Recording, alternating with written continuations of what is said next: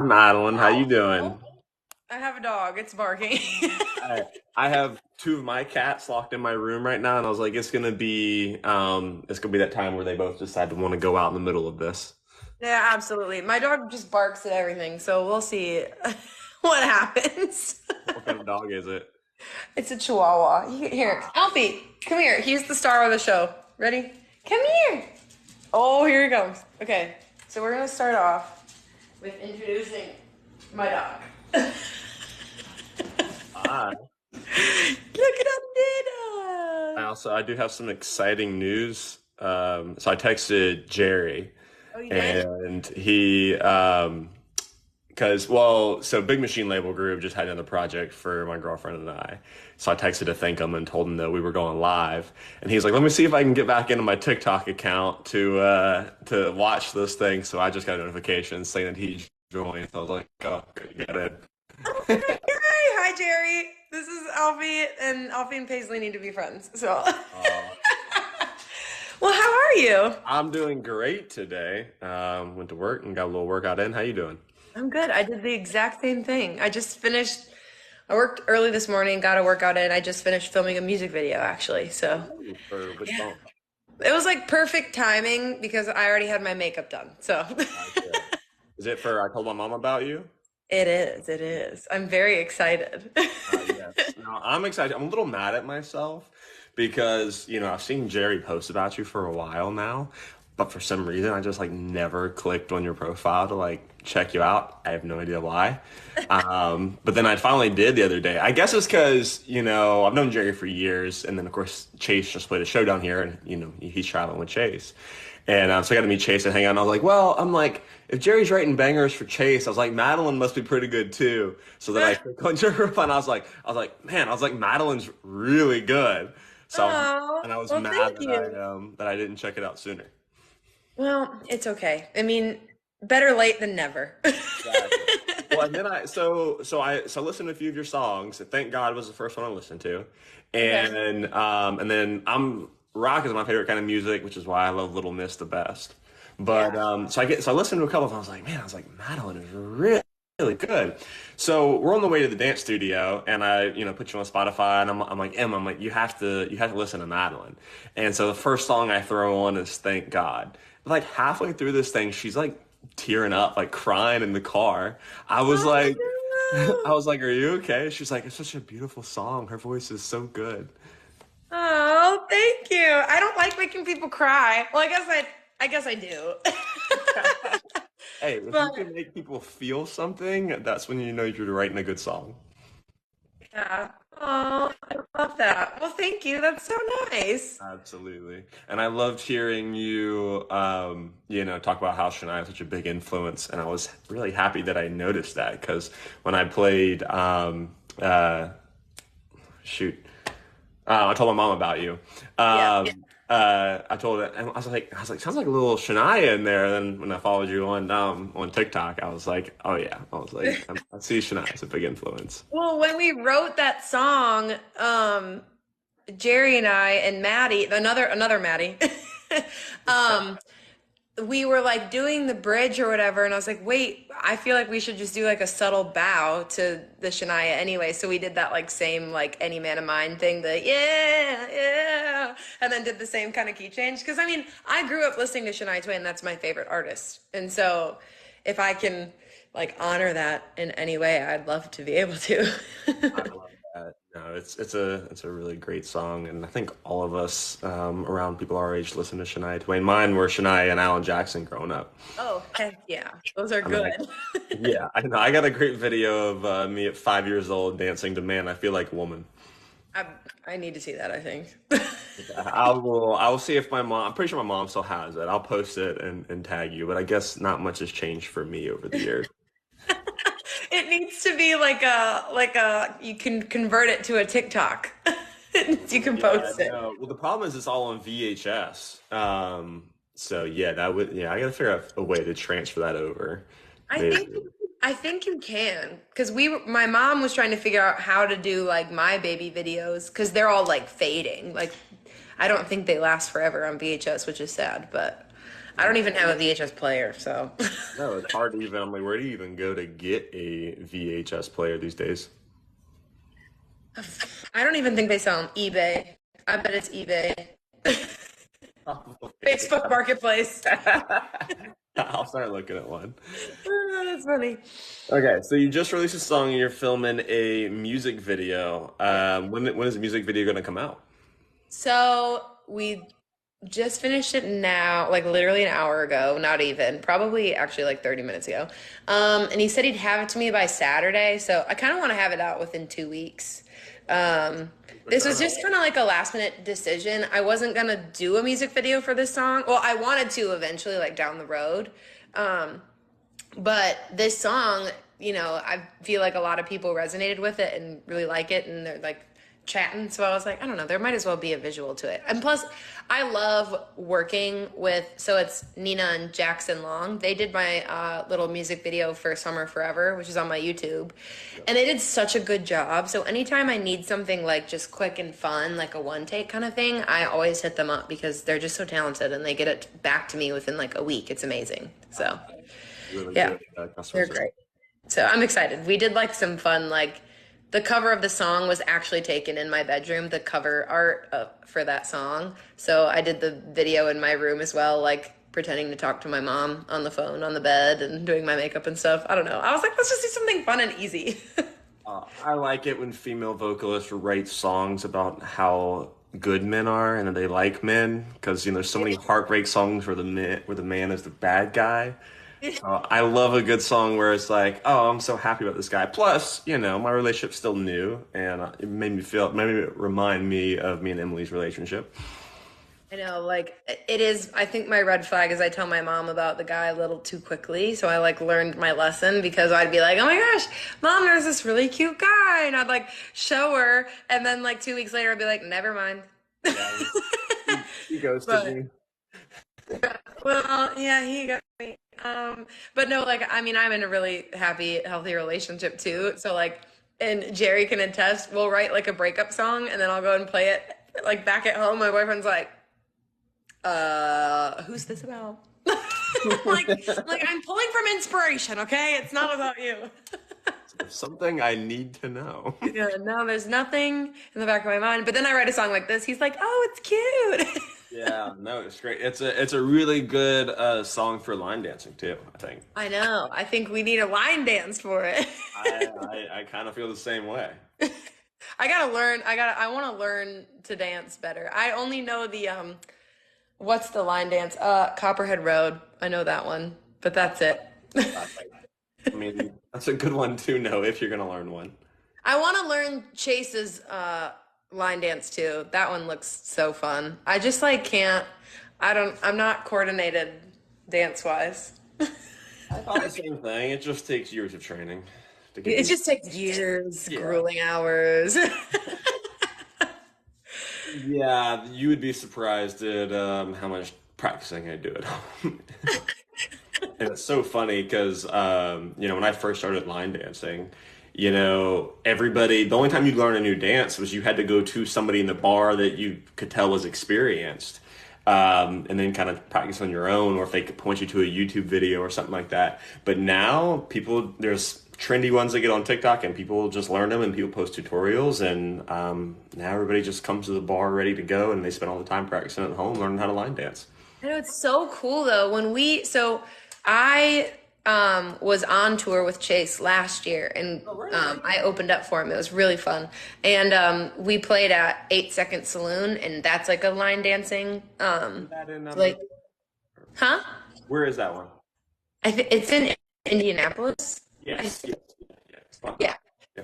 So it's like such a cool bar, but when he played Project, everyone did the line dance out in the audience. And I was like, whoa, that is so cool. I was like, that is like the coolest thing. I don't know. If people are dancing to your song, that's such a compliment. I'm like, whoa, that's So, sick. so you definitely want a line dance to your song? I want to learn it. I want to be the one doing it up on stage. I mean, okay. I think Emily and I can work up a little something for you. Sounds like a plan. So how did you meet Jerry? Through Chase. Well, actually, wait. So I technically like officially met him and wrote with him through Chase. So my boyfriend knew Chase from where Chase used to work. And so I can't remember what happened. I think I was like playing around at the bar and Chase knew my boyfriend, like we were dating and was like, hey, is that your girlfriend? She's really talented. I'd love to write with her. And I think Garrett like gave me his number. I can't remember how that happened, but Chase and I had a write. And then like the week before, he's like, hey, do you mind if I bring my friend Jerry in on it? He's a really good track guy. And I was like, absolutely. Like, we love a track guy. Let's go. So we drove over to his house and I met him. And we actually, our first write together was, we wrote Wish It Away, which is out. And I released it literally like 2 months later because I loved it so much. I was like, can I release it? So we met and wrote that song. But we both recognized each other. I was like, how do I know you? Like, I know you, I've met you. He used to play at nudies all the time. And my ex used to sing after him. So, or no, I think he used to sing after my ex. So I would be like drunk at the bar, but also he would run this round in 12 South and I played that round too. So I've like crossed paths with him so many times. And I just feel like the time was right. And now we write bangers. I'm a little traumatized when you talk about 12 South because we were in Nashville, my girlfriend and I, for her birthday 2 weeks ago. And the Saturday morning, she's like, we're going to Five Daughters Bakery. And I was like, okay. And then she goes, 5 minutes. So she goes, we're going to 12 South. I was like, are we going to 12 South or are we going to Five Daughters Bakery?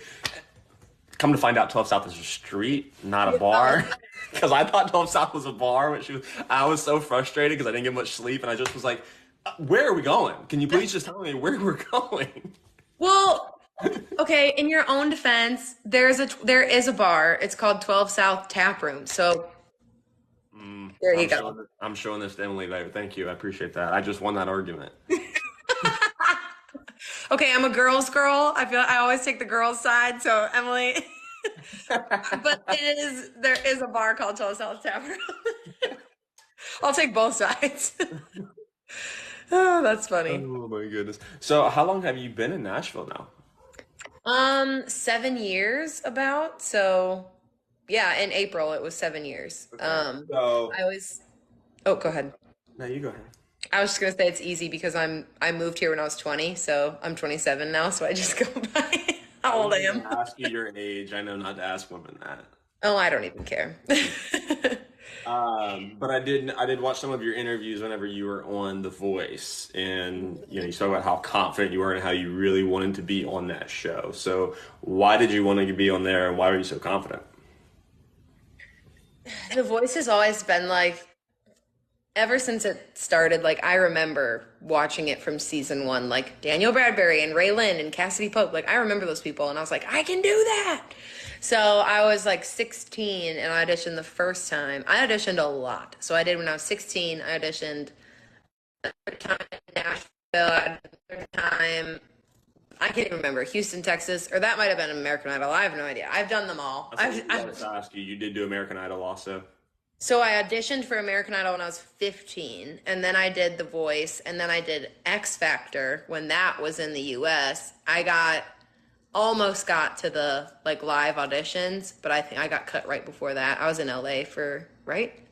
I think I was in California a bit for that. But anyway, then I did The Voice like 3 or 4 times, like the cattle call auditions, and the one time I made it pretty far, I got like deathly ill. Like I had bronchitis. Like it was literally crazy, and I had to go in for my like last audition in front of the producers, and I couldn't even sing a melody. Like my voice just didn't work, and I was like, okay, you know what, like this is God's timing. Like I'm not supposed to make it. It's fine, whatever.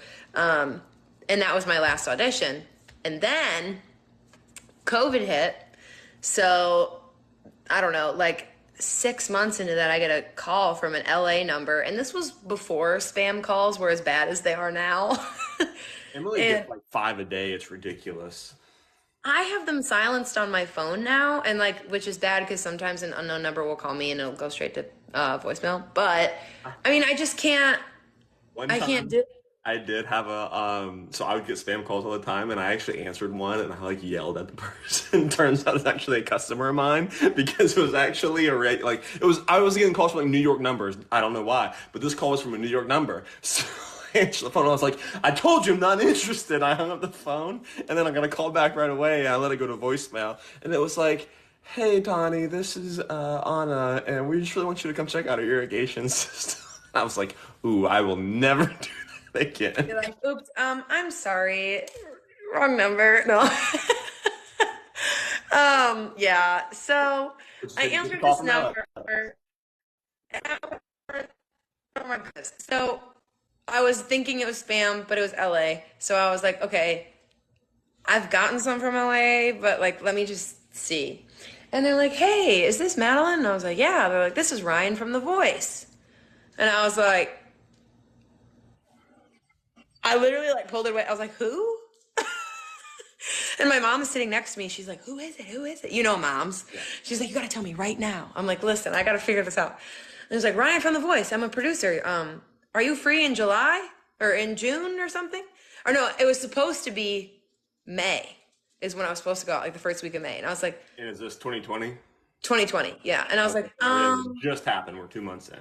yeah. And I was like, whoa, okay. I think I'm free. And he was like, okay, well, you made it. We just saw your tape and all these things, and we want to fly you out to LA for the blind auditions. And I was like, no way. So anyway, fast forward, COVID obviously kept just getting worse and worse and worse. So I ended up going like May, June, July, and then finally the first like or the last week of June, they're like, okay, for sure, we're flying you to LA, like July 6th or something. So I flew back to Nashville because I was in northern Wisconsin, where I'm from at the time. Flew back to Nashville, got on another plane to LA, and then we were out there for like 6 months because of COVID. So they just like you quarantined for 8 days, I think, in your hotel, or like 6 days. I don't know. It was a long time. So is well, walk me through this. So you send an audition tape. Is that the first process into getting on The Voice? No, I've only done the cattle calls. So like if they saw the tape, so I've done the auditions in front of the producers twice, which is like before you get to the blinds. I don't know if I'm supposed to be saying this, but whatever. So I don't know what a cattle call is. So you go to LA, sir.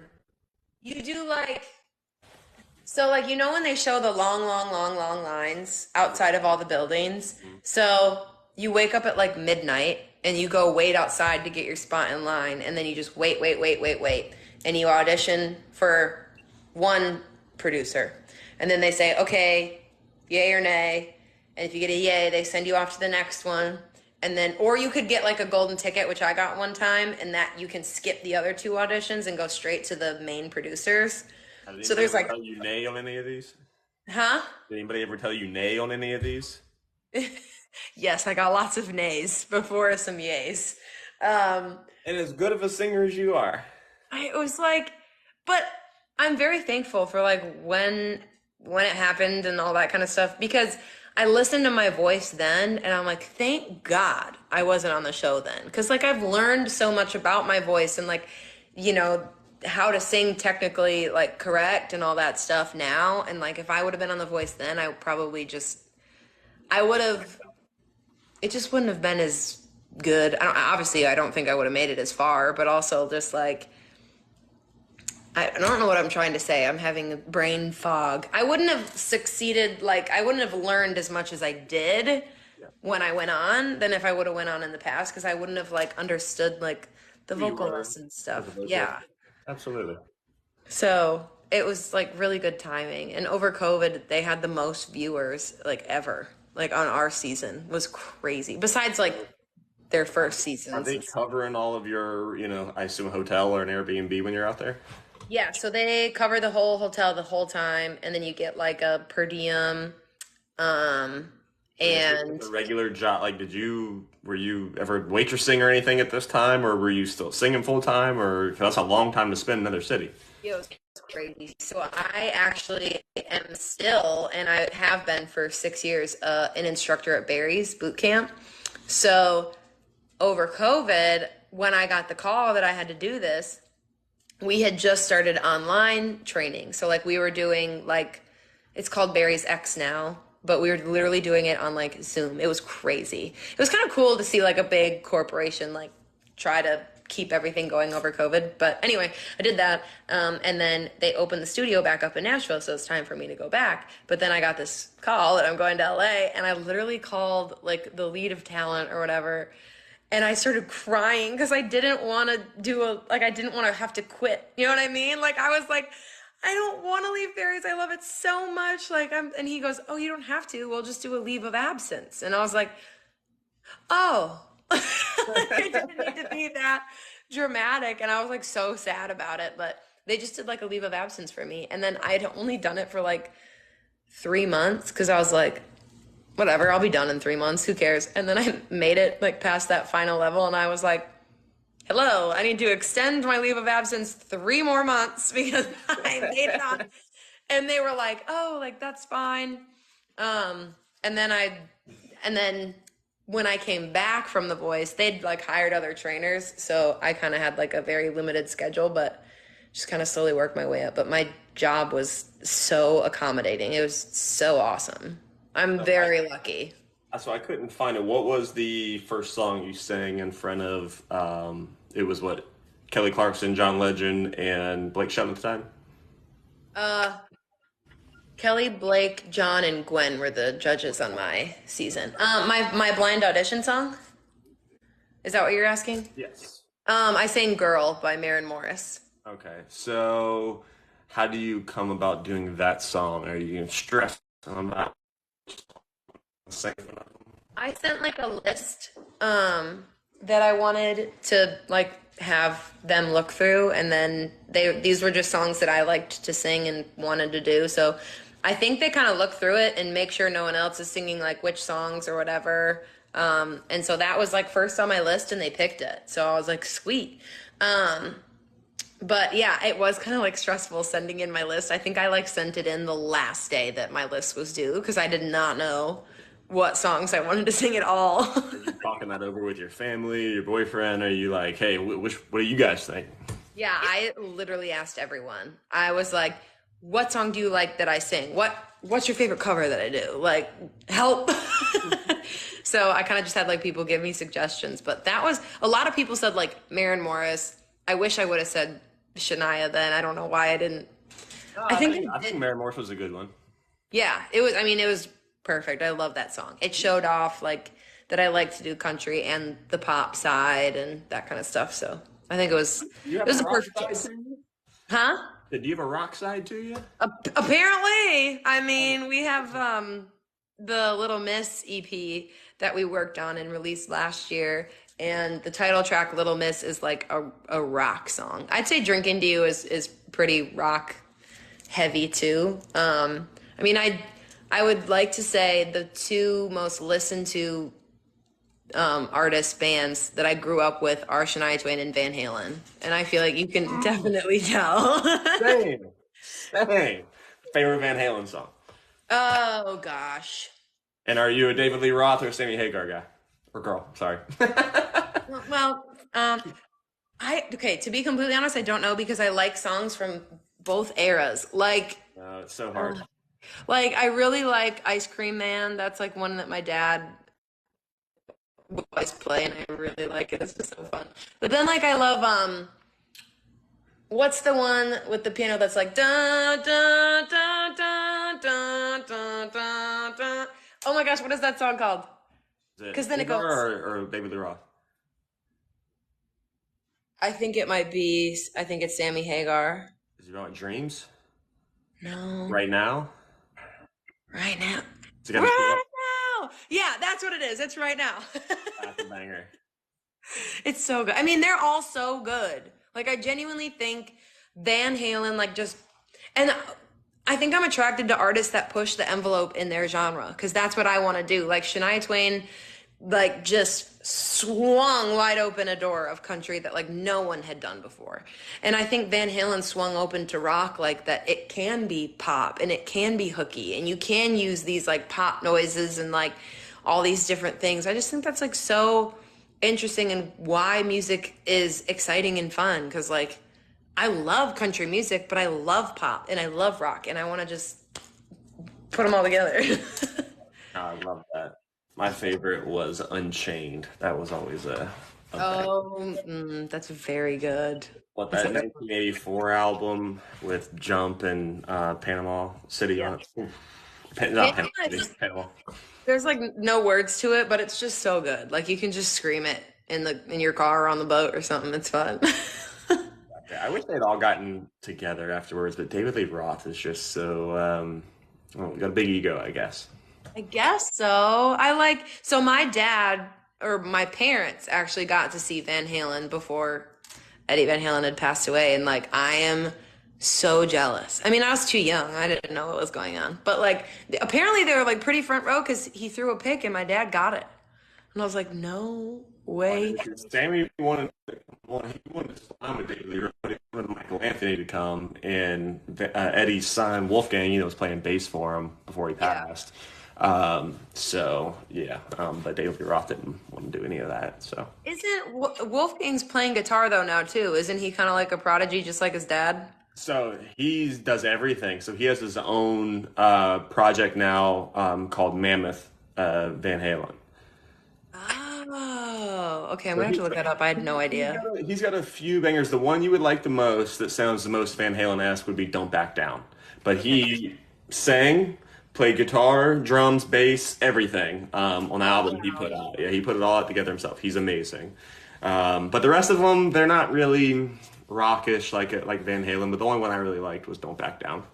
Okay, I'm definitely gonna look that up because I had no idea. I knew that Wolfgang was like in like a prodigy, like probably like insanely talented. I remember hearing that, but I never seen him do much until I mean, sad until his dad passed away. But yeah, that's crazy. I love Van Halen. I'm so happy you like Van Halen.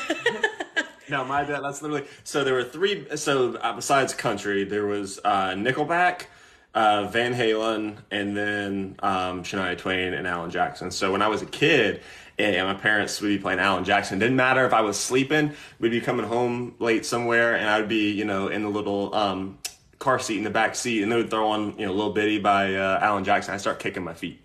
Didn't matter. I just sit there. I loved it. And but yeah, no, my dad would play Van Halen all the time as a kid. 1984 was his favorite. Yeah, I mean, both my mom and dad like loved Van Halen. Another one you just reminded me, being a baby, like kicking their feet. I would get up and put my hands on the diaper box when I was a baby and push it and like try to dance around when Faith Hill would come on as a baby. I would like, push it around like and now I can't think of things today. My brain is just not working. But We're her still on the voice, and now we've gone all over else, but I love it. everywhere. It's okay. Um, Now, who else did you listen to out of 80s rock? Oh, I meant to tell you, did you know that Gene Simmons tried to get Eddie to come play for Kiss when Ace Frehley left? no, You what? do know Gene Simmons founded Van Halen, right? No, I don't know anything. So, of course, Kiss started in like late 60s, early 70s, and Mhm. then Van Halen started early 70s, and then I think the first self-titled album came out 74, 76. But then Ace Frehley left, I think late 70s, early 80s, and Gene Simmons tried to get Eddie to replace him. Oh, wow. Okay. I didn't know that. I'm literally calling my dad after this and telling him. Wild. Have you seen Kiss live? No. Best show of my life. Ah, oh my Nothing like gosh. watching Paul Stanley just zip line over an entire stadium of 10,000 people from one side of the stadium to the other, and he's like 80 years old.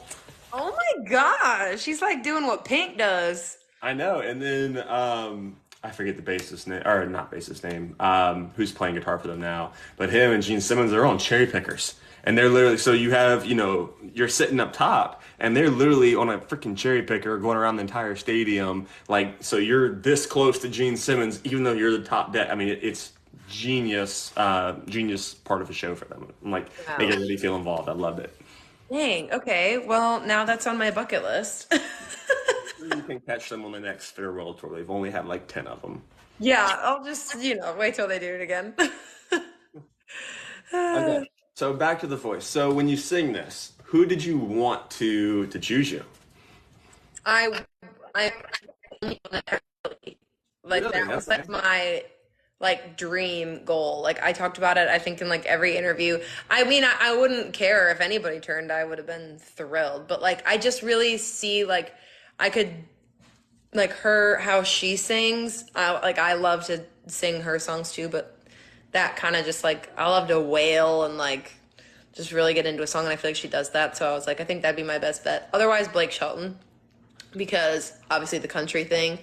And I feel like he's just like the dad of country music, and I just that would have been also a dream. So it was either those two, and those were the two that turned around. So So what happens I'll be honest with you, I grew up watching American Idol all the time. I remember being a kid. You're a few years younger than me. But when American Idol first came out, and we're just sitting there laughing at school about, Simon just ripping into all these people and oh singing, yeah, she bangs, she bangs. Have you seen that one? no, American Idol. Oh, it's like one of the first few seasons. This like Asian guy comes on there and he just sings "She Bangs, She Bangs." That was his song. It's one of the most classic auditions of all time. do you remember Pants on the Ground guy? Yes, I remember that one. I do. He did pants on the ground, looking like a fool with your pants on the ground, hat turn. I know the whole song. I feel so bad for some of those people. They just like set them up for failure. They really do. And I think that like they don't obviously we all know that it's a joke, but they're made to believe that it's not, and I feel really bad. I know, but that was So the difference. mean. That's what I kind of enjoyed watching, on American Oh Idol. yeah. But I mean, the voice was cool and X Factor and everything, but there was no epic failures. And I felt like they went away from that on American Idol a little bit whenever, Simon Cowell left. So I haven't watched The Voice as much. I've watched like people's beginning auditions, but I've never really followed it. So what happens on The Voice after you get chosen by Kelly? So they turn around, you get on that team, and then you do a oh gosh, what is first? A battle. So that's with someone else on your team. So the coach picks a song and you do a duet with someone on your team. So you both learn the song. And I remember being so terrified when I found out who my duet partner was and what my song was. Because I honestly, I wasn't terrified. I was like really upset because I'm a country artist. Like I like to sing country songs. That's like my wheelhouse. And they gave me Nobody Wants to Be Lonely with Eli. And oh gosh, he sang something in Spanish for his blind audition. And he's so good. Like he just is like, wow. So anyways, I get Nobody Wants to Be Lonely. Half the song is in Spanish. I'm like, I don't know how I'm going to do this. I just was like so confused why I got chosen to do this. Because usually the partnerships make more sense. So anyways, I learned this song. Long story short, I ended up loving it. It was amazing. I asked Eli if he would teach me the Spanish so I could like sing the Spanish parts. So he recorded it, and I just remember going on my walks every day and just listen to it over and over and over and over. And I mean, it was like my favorite song I think on the whole show because I worked so hard on it, like relentlessly every single day. So we did that battle where you sing with someone else you sing the same song with someone else on your same team, and I won that. What's the turnaround on that? Like a week between battles or after you It was auditioned? about 2 weeks, 2 to 3 weeks, I think, because you have wardrobe, you have vocal lessons, you have rehearsal, you have band practice, you have dress rehearsal, one more band practice, and then you have another dress rehearsal or something, or you have a rehearsal where you're not wearing your outfits, and then you have the dress rehearsal because they have to see like color of your outfit goes with the lighting and stuff like that. Now, whenever you say lessons, who's coaching you? There's like I think 4 different vocal coaches, but when you make it past like the battles, then everybody works with Trelawney, who is like the best. She's so good. I work with Brett Manning here in town, and I'd say Brett and Trelawney are like top tier, like best vocal coaches ever because I learned a lot from Brett, so I had like this really good toolbox to use when I went into The Voice, and then Trelawney just kind of like helped me polish it. You know what I mean? So you do that a couple times, like 2 or 3 times No, my dog is whining. Somebody did ask what season you were on. She was on season 19, correct?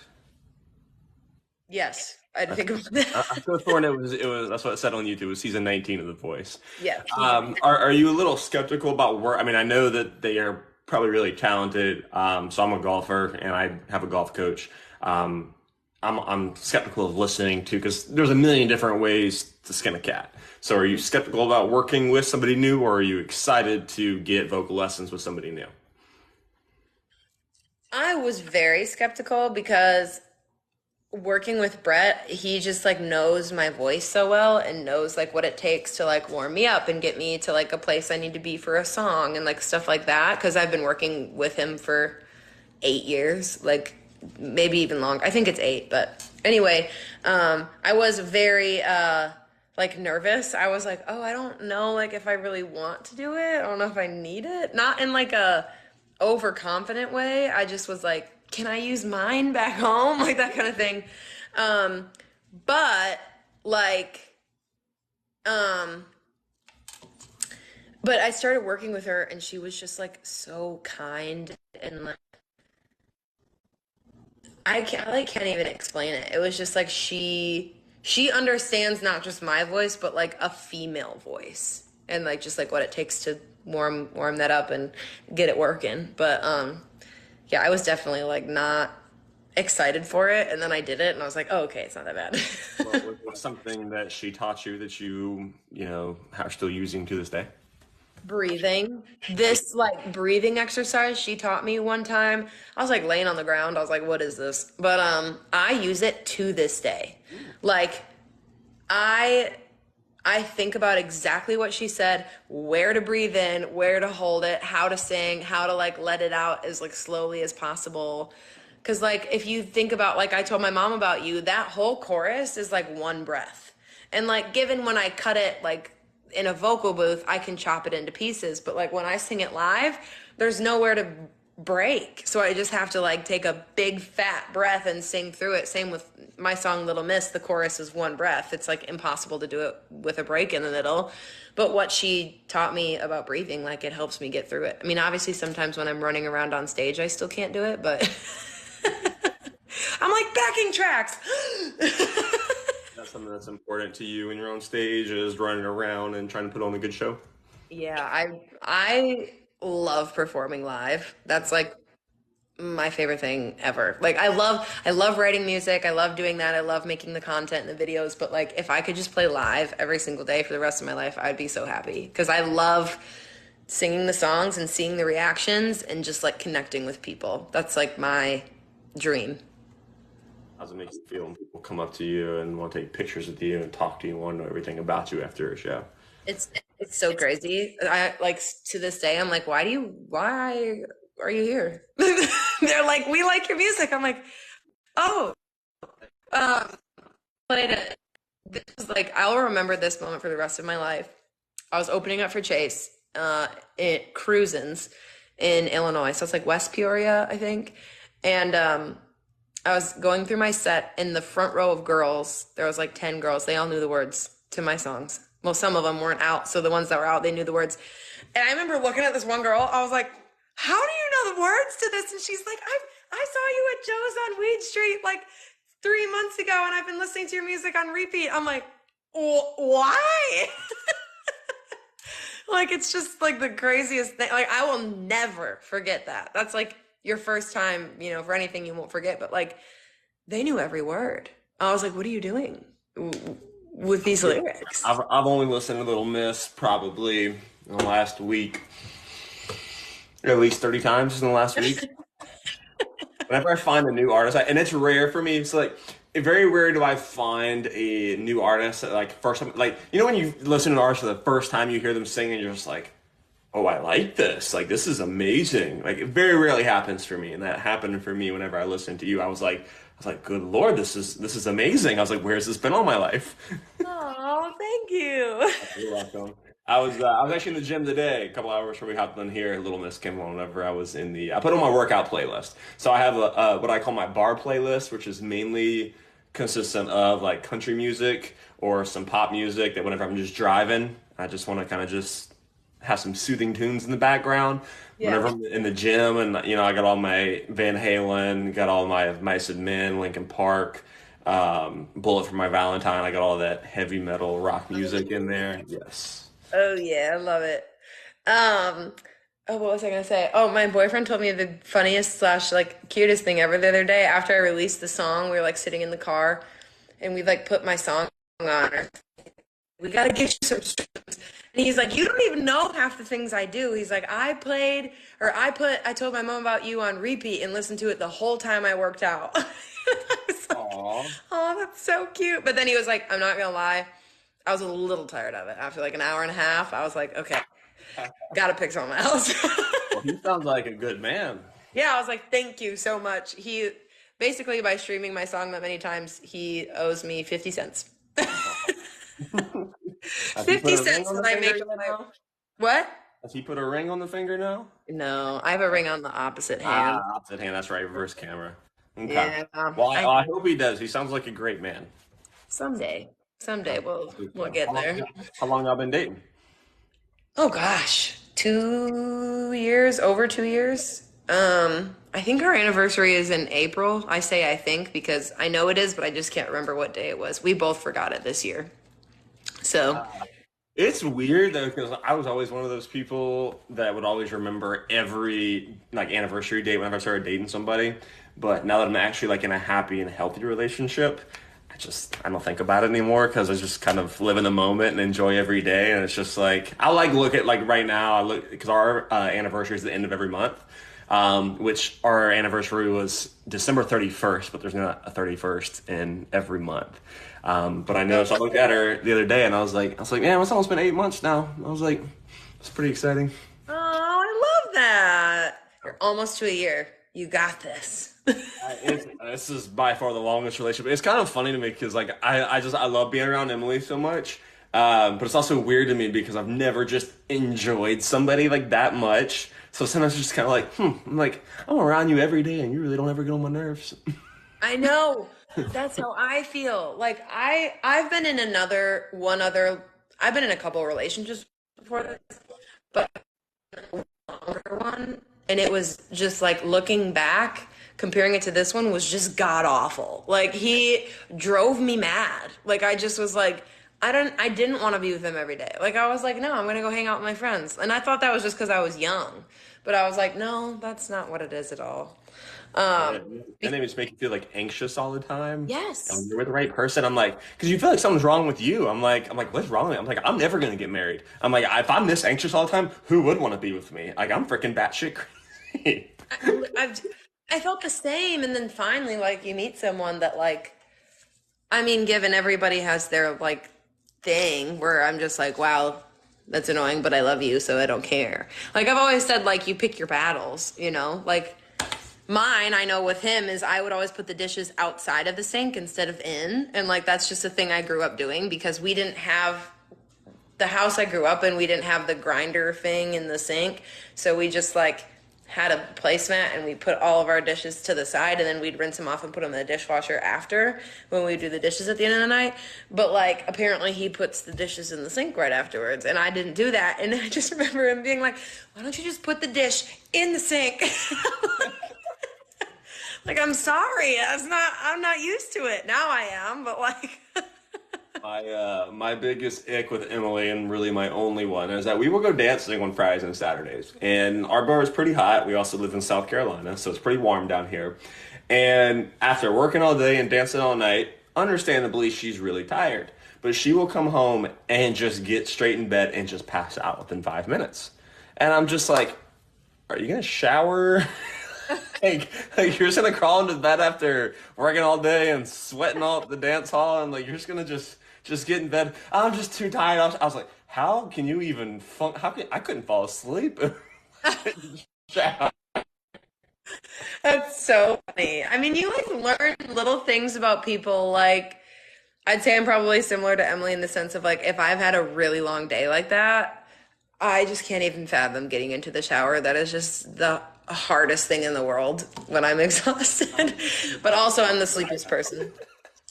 But no, I mean, I like to be clean when I go into bed. So like, I don't have a washer and dryer right now. They're both broken, but I like to wash my sheets a lot. And right now I'm just like, I'm not going to bring all my bedding to a laundromat. Like I just have like a comforter and like pillowcases. I mean, that would just be a pain in the booty. Wash mine at least once a week. Every Sunday, I wash all my sheets. And if you don't, though, your back and everything just gets all oily and you get acne everywhere, and it's just, and your Yeah. face from laying on the pillow sheets. I notice when I don't wash my pillowcases as often, like I just like break out terribly. Like for the music video today, I had zits everywhere. And I was like, are you kidding me today? I don't know how got this one on my face today. I was like, man, and so I'm podcasting with you, and then I'm doing one with Greg Pratt right after this. And I was like, man, I got two podcasts. First time I'm doing two in one day, and I'm like, and I got a big. Oh, I hit my head on a staircase yesterday at work, so I got a big old knot.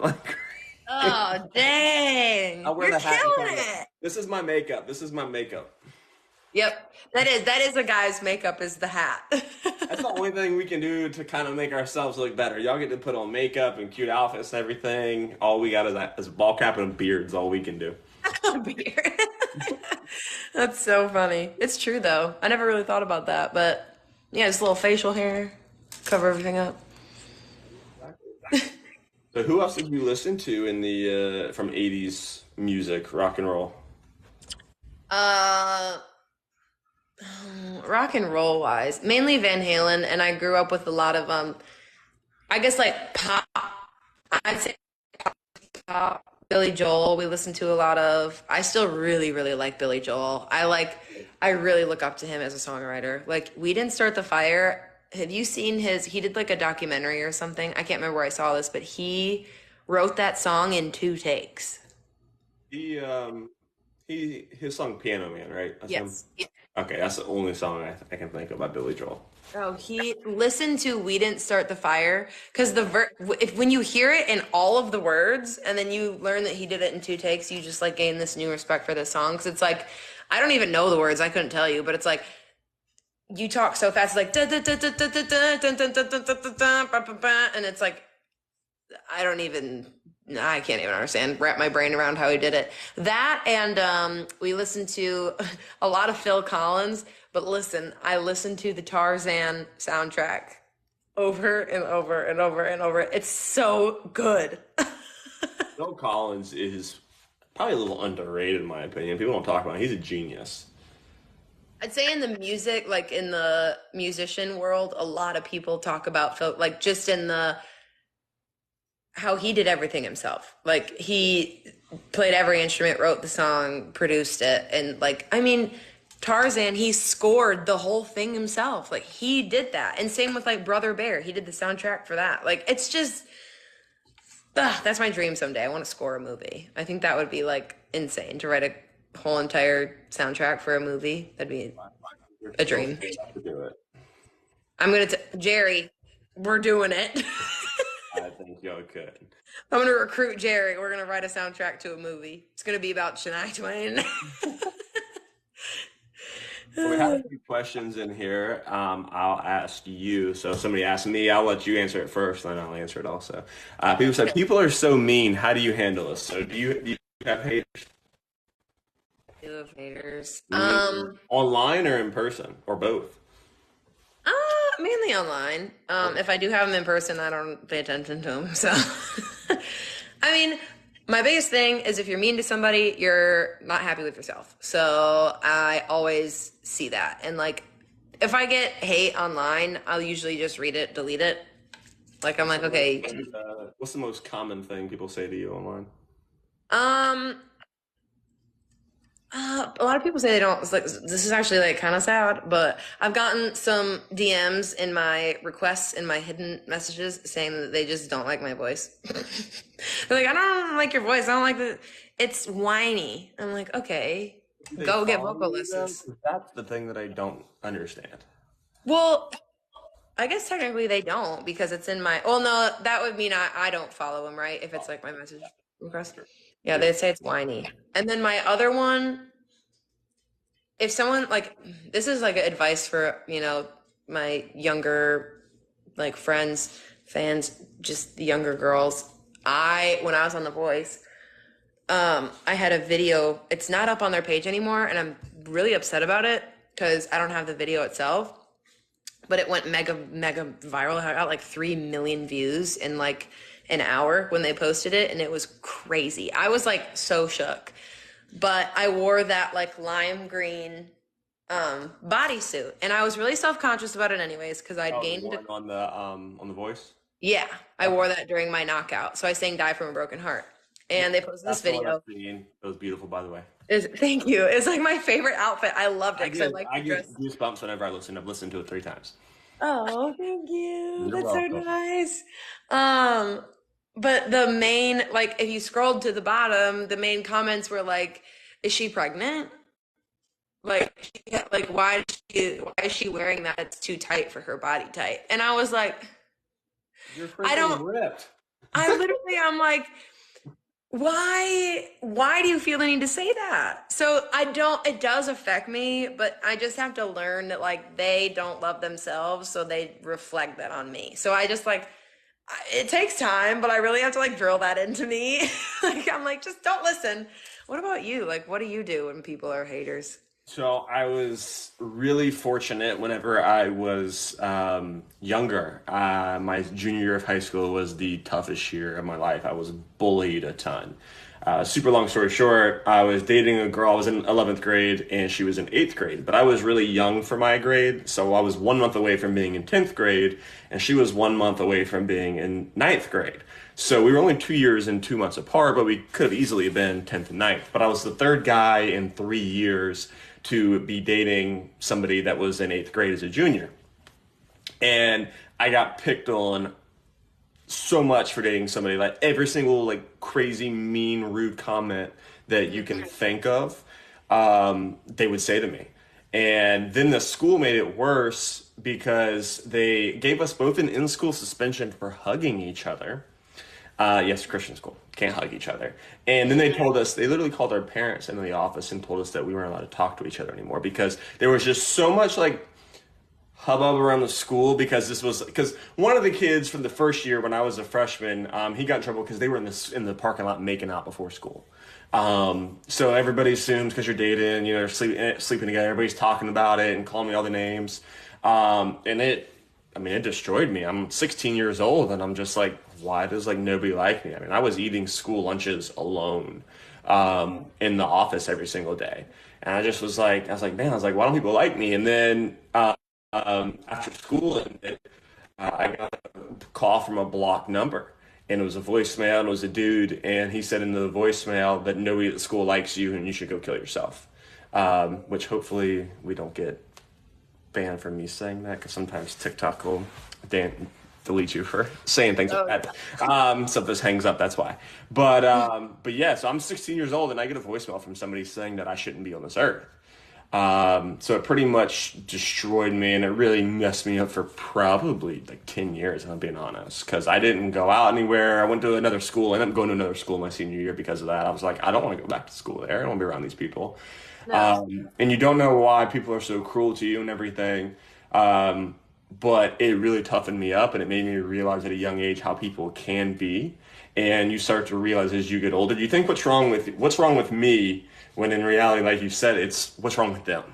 Because when I'm happy or you're happy, you don't feel the need to tear others down. And when you're successful, you don't feel the need to tell other people that they can't be successful because you're happy and content with where you are. So now it prepared me for social media because I don't think I could handle all the comments on social media now if I didn't go through what I did whenever I was 16 years old. Because, like I said, just made me realize how people are, it just toughened me up. And there's nothing anybody can say to me on TikTok that probably can make me feel worse than it did when I was 16 when I got that voicemail from somebody. So that's just how I kind of handle it. And then I just try and use it for entertainment purposes now. Oh yeah.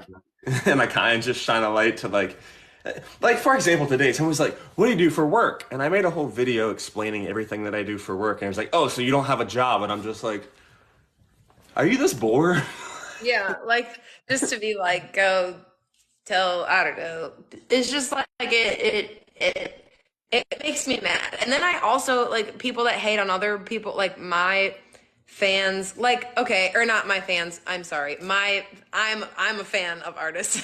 I'm a fan of somebody, like Shania Twain. She got a lot of hate for the tour she's on right now, and I get it, she's older and whatever, and people are like, oh my gosh, her outfits are weird, and like, why is she dressing like that, like she's, and I'm like, you know what, she always pushed the edge on the way she dressed. Always. And that just means something else now. Back then, it was tight, low-rise jeans. Now it's crazy neon colors and fun wigs. Like, let her be who she wants to be. Like, am I the biggest fan of her wearing like a little leotard thing on stage? No, but like, just let her be. Like, I don't know. I'm just like, leave people alone. Well, and if you trot out there and you do the same gimmick you were doing in the '90s, early 2000s, it's going to get stale. So you have to push the envelope and constantly do new things to make it interesting. Otherwise, people are just going to be bored with it. I know. So, yeah. I mean, dealing with haters is just realizing that they're unhappy. Shania did duet one of my videos one time, so I was extremely stoked for that. I know, no big deal or anything. I'd fall off the stool. If she know, oh my God, if she noticed one of my videos, don't even talk to me for 60 months. I would, goodbye. It was pretty cool. Oh my God. Did you watch any of her touring? So she was touring with Breland. Have you met Breland yet? No, I actually, one of my friends knows him. And he's so talented. Yeah. He's one of the most talented people. I didn't realize he was on everything. So I knew one of his songs because he came to Charleston and played a little acoustic set for the radio here. And you went there, and he's been on stage. You can tell he just loves singing, and his vocal range is just incredible. So then I start searching on Spotify, and I was like, man, he's on this song and that song, and I was like, I didn't know he was on everything. Yeah, he's insane. He's so talented. And another artist that's opening up for Shania at the end of this year is Lily Rose, and I play with her bass player and guitar player sometimes. So like I'm buddies with them too now, and they're opening up for Shania. And I remember when Bud, her bass player, told me, I was like, come again? I was like in the back of a van, like we were on tour and we were driving back somewhere. I don't even remember. And I just was like, okay, you're not talking to me for the rest of the ride. I was gonna hook you up with a little meet and greet. I was like, can I come? Just let me just shake her hand, please. Yeah, can I please just go stare at her? she'll be like, who is this girl? My dad would always joke whenever I was younger. He'd tell my mom, "Listen, if Shania wants me, I'm sorry. That's my one hall pass." Yeah, that's hilarious. I mean, I feel like every guy then that would be their hall pass. Absolutely. But I yeah, got one more question for you before we wrap this up. okay. So, what's your plans moving forward, and what do you feel like is the recipe for success? Getting your name out there to become a big time artist. Um, well, in like what we have in the works, I got a couple songs we're working on right now. We want to release. I have something I can't talk about yet, but I'm gonna announce Is it gonna be like an EP, an album, or just a couple singles, or what? probably singles. Definitely like at least two, three more singles because there's these three songs I'm just obsessed with. Can you And then tell me starting in, what they're like, or is it more like, I told my mom about you, or are they more like little rock sound?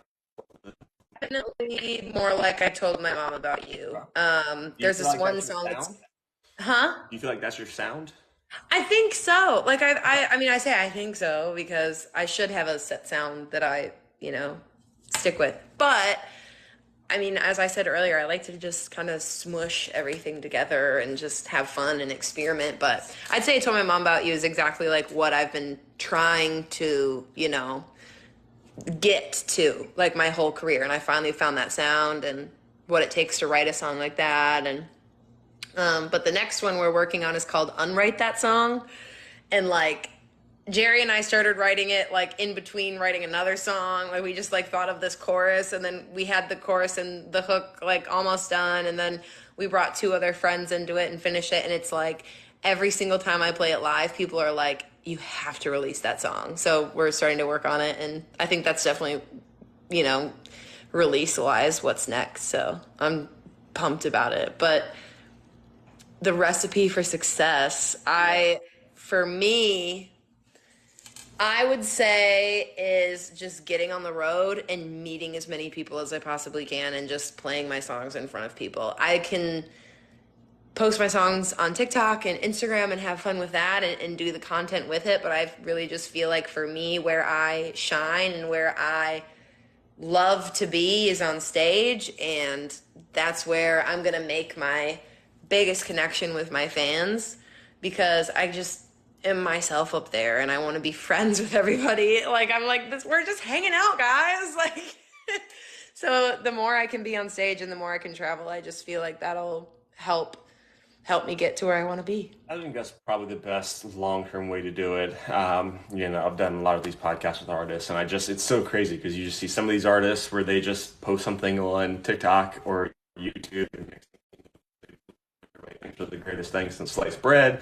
And then you got people out there, going out and meeting people all the time. And I think that's just probably the best way to get, especially long-term fans. Because if you sit there and, shake somebody's hand. So, like, for example, whenever Breland came here and I met him, I just went there and said, hey, man, I love your music. Talked to him for a little bit. Like 10 minutes later, we crossed paths. He was walking out the bathroom. I was going in, and he looked at me, and he was like, your name was Donnie, right? And I'm like, you know what? I'm like, for you to just go out of your way to, like, try and remember my name after all the people I know you meet all across the country, I was like, that just tells me what kind of a character person you are. And when you treat people like that, they're going to end up being a fan for life. Absolutely. And like, that's how I feel about some people that I've met too. Like, just people that are huge now, they treated me like another human being. Like they were the same as me, and like, and we all are the same. So, I mean, the lasting careers I feel like are people that you can be friends with. And that's just my goal. Like, I love being friends with people and getting to know them and talking to them. And, like, I always go out into the crowd after a show and hang out. I'm like, let's get a drink together. Like, let's have a glass of wine. Let's dance. Like, I don't know. Let's do something fun. Like, I love that so much. I think that's another beautiful thing of music, is it just connects people in every way possible. It's so fun. I love that you do post a lot on social media. There's a lot of artists who don't, and I don't understand why. I'm like, it's free advertisement. You might as well just post it. You never know when something you post is going to take off, and everybody's just going to all of a sudden know your name. Oh, absolutely. Social media is like such a good tool, and you can battle with it all you want, because I battle with it too. Like, I have days where I'm like, I'm never posting on Instagram again. And then I have days where I'm like, this is the best content I've ever made in my life. And like, what I mean? Like, it's just like, there's no in between, but might as well just do it because it's there. Have you listened to Jerry's original stuff? Yes, I've heard some of it. He's played it for us in the studio.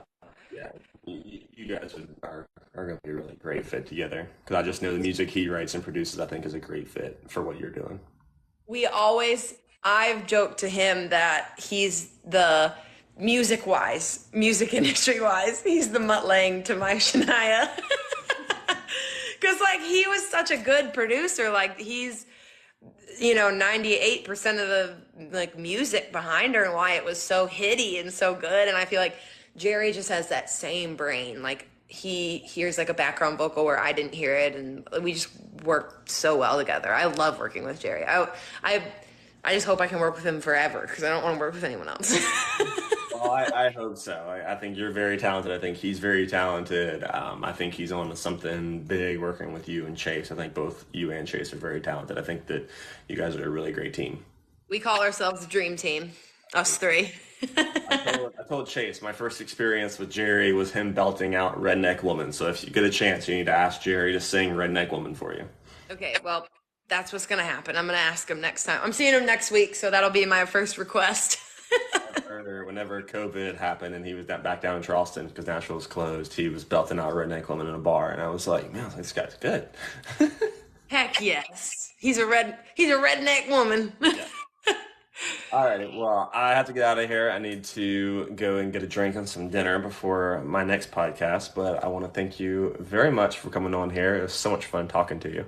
Thank you so much. This was so fun. Absolutely. I look forward to doing it with you again soon. Like I said, I absolutely love your music. I'm looking forward to the new songs, and I'll talk to Emily. Maybe we can work on doing a little line dance for you. I would love that. I would fall off my chair. Now, if we do it, you got to post it now, and you got to learn it yourself. I will, I promise. I pinky promise. Okay. Well, thank you again, and I'll be in touch soon. Okay. Okay, sounds good. Thanks. Awesome. Bye. Bye.